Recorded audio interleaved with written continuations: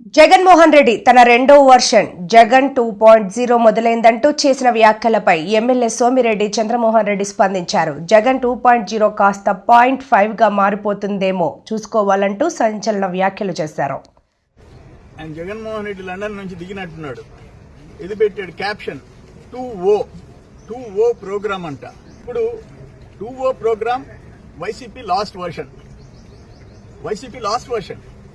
ఆయన కార్యకర్తల గురించి మాట్లాడాడు. నువ్వు కార్యకర్తల గురించి పట్టించుకున్నావా?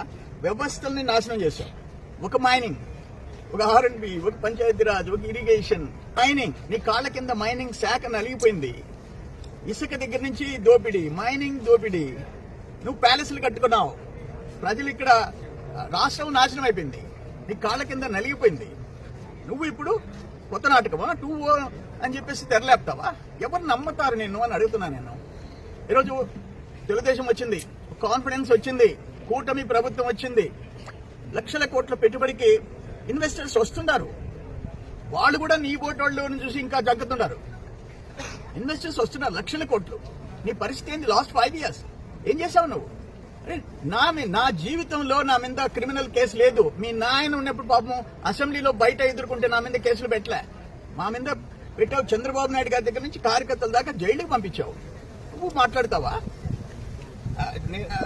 ఈరోజు కార్యకర్తలు అంటే తెలుగుదేశం, ఒక ఎన్టీఆర్ ట్రస్ట్, ఒక స్కూల్, ఆ కార్యకర్తల బిడ్డల్ని ఉచితంగా చదివించడం, ఒక క్యాన్సర్ హాస్పిటల్, ఒక ప్రమాద బీమా.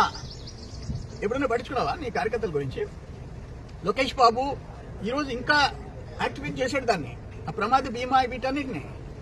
నువ్వు ఏ రోజు ఏం పట్టి? నువ్వు ప్యాలెస్లు కట్టించుకున్నావు. ఎన్ని ప్యాలెస్లు? ఎంత నీకు ఆ డబ్బు మీద మోజు?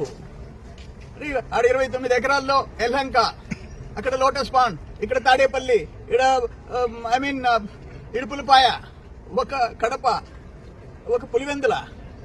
ఎన్ని లక్షల చదరపు అడుగులు మీ నలుగురికి.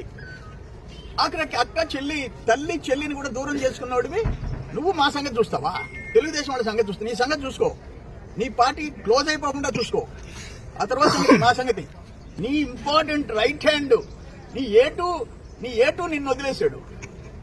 ఇంకా నిన్నెవరు నమ్మేది? నీతో కూడా 16 నెలలు జైల్లో ఉన్న ఏటు నిన్ను వదిలేశాడు.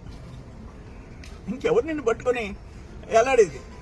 కానీ ఈ కథలు, ఈ బెదిరింపులు పక్కన పెట్టు. 2O ప్రోగ్రామ్ ఎవరిని వదిలిపెట్టను. ఏం చేస్తావు నువ్వు? కరెక్ట్ కాదు.